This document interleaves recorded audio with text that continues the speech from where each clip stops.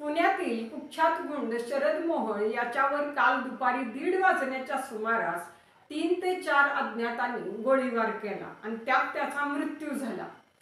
कोथरूडमधील सुतारदरा भागात ही गोळीबाराची घटना घडली। गोळीबारात शरद मोहोळ गंभीररीत्या जखमी झाला। त्याला तातडीनं ससून हॉस्पिटलमध्ये उपचारासाठी नेण्यात आले, पण तिथं त्याला मृत घोषित करण्यात आले। या 8 दिवसापासून एक व्यक्ती शरद मोहोळच्या बरोबर सतत फिरत होती आणि त्याच व्यक्तीनं शरद मोहोळवर गोळीबार केल्याचं म्हटलं जातंय। शरद मोहोळच्या लग्नाचा आज वाढदिवस होता आणि त्यासाठी दोघं पती पत्नी गणपतीच्या दर्शनाला जायला निघाले होते आणि त्यावेळी मोहोळवर गोळीबार झालाय। 40 वर्षीय शरद हिरामन मोहोळ हा पुण्यातील कोथरूड भागातील कुख्यात गुंड होता आणि त्याच्यावर दिवसा उजेडी गोळीबार आणि त्यात त्याचा मृत्यू झाल्यानं त्या भागात खळबळ उडाली। पोलिसांनी दिलेल्या माहितीनुसार शरद मोहोळवर गोळीबार करणाऱ्यांना पकडण्यासाठी पोलिसांची टीम रवाना झाली आणि तसंच पुढील तपासाच्या दृष्टीने सुद्धा कार्यवाही सुरू झाली। पण एका शेतकऱ्याच्या मुलाचा नेमका गुंड शरद मोहोळ कसा झाला हेच आपण या व्हिडिओमध्ये बघणार आहोत। नमस्कार, मी भारती आणि तुम्ही पाहताय बोलहटके। पुण्यात टोळी युद्ध भडकण्यास कारणीभूत ठरली ती म्हणजे संदीप मोहोळ याची हत्या। गणेश मारणे नावाच्या गुंडानं पौड फाट्याजवळ संदीप मोहोळची हत्या केली होती आणि हे वर्ष होतं 2006-07चं। संदीप मोहोळचा पुण्यातील गुन्हेगारी विश्वात चांगलाच दबदबा होता। संदीप हा मुळशी तालुक्यातल्या मुठा गावचा रहिवासी होता। शरद मोहोळ हा संदीपचा विश्वासू साथीदार होता। संदीप मोहोळच्या हत्येचा वचपा काढण्यासाठी पिंटू मारणेची हत्या करण्यात आली।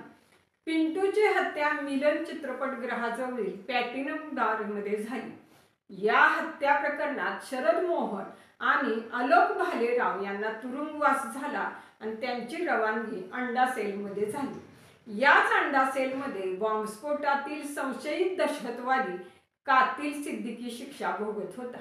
या कातिल सिद्दीकीची कडेकोट सुरक्षा असलेल्या अंडा सेलमध्येच शरद मोहोळनं हत्या केली। त्यामुळे शरद मोहोळ प्रचंड चर्चेत आला। याच काळात त्यानं हिंदू डॉन म्हणून स्वतःची ओळख तयार करण्याचा सुद्धा प्रयत्न केला। या कातिल सिद्दीकी हत्या प्रकरणात शरद मोहोळ आणि आलोक भालेराव यांची पुराव्याअभावी निर्दोष सुटका झाली आणि त्यानंतर मुळशीतल्या सरपंचाचं अपहरण झालं होतं। त्यात ही शरद मोहोळ सामील होता। खरं तर महाराष्ट्राची सांस्कृतिक राजधानी म्हणवला जाणारा पुणे जिल्हा गँगवरचा आखाडा झालाय असं म्हटलं तर काय वावगं होणार नाही। 2006 मध्ये मारणे गँगच्या सुधीर रसाळ यांची बाबा बोडके गँगच्या संदीप मोहोळनं हत्या केली होती। सुधीर रसाळ यांच्या हत्येनंतर पुण्यात टोळी युद्धाला सुरुवात झाली होती। या हत्येचं प्रत्युत्तर म्हणून मारणे गँगनं संदीप मोहोळची हत्या केली आणि त्यानंतर या 2 टोळ्यांमधला संघर्ष तीव्र होत गेला। संदीप मोहोळच्या हत्येनंतर त्याचा नातेवाईक शरद मोहोळनं या हत्येचा कथित सूत्रधार किशोर मारणे यांची 2010 मध्ये हत्या केली। या हत्येसाठी शरद मोहोळला न्यायालयानं जन्मठेपेची शिक्षा सुनावली। मारणे गँग आणि निलेश घायवळ गँगमध्ये देखील पुण्यात चकमकी घडल्यात। मारणे गँगच्या सदस्यांनी घायवळ यांच्यावर हल्ला केला होता आणि त्यातून ते थोडक्यात बचावले होते।